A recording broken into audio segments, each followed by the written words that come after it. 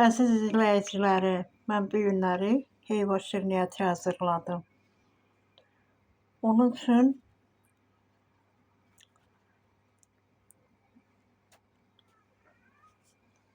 4-5 ədəd heyva ortadan kəsib təmizlədim.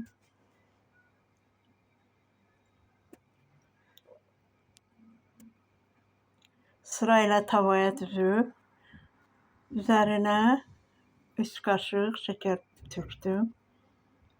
Şirin şey istəyən, sevən biraz da çox tökə bilər.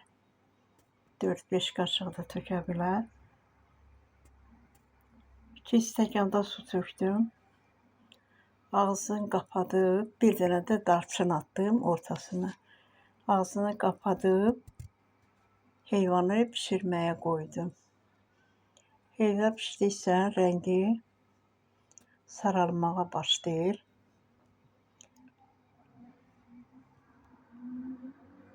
Pişib hazır olana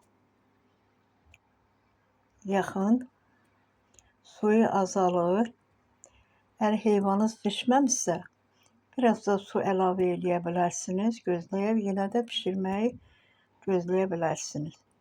Yox, əgər pişibsə heyvanınız, götürüb içində şəkərli su mət olubsa əgər, mət olana qədər gözləyirsiniz. Mət olubsa əgər, götürüb onun üzərinə beləcə yayırsınız.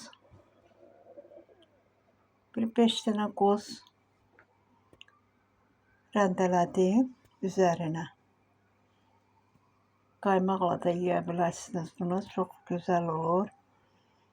Həm də ləzzətli və xeyirlidir.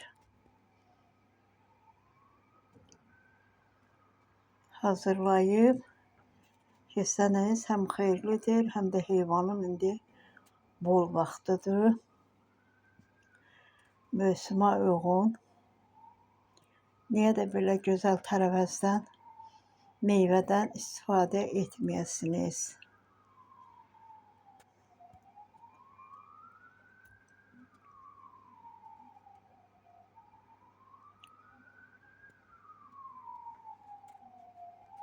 Hazırlayan hər kəsə nuş olsun.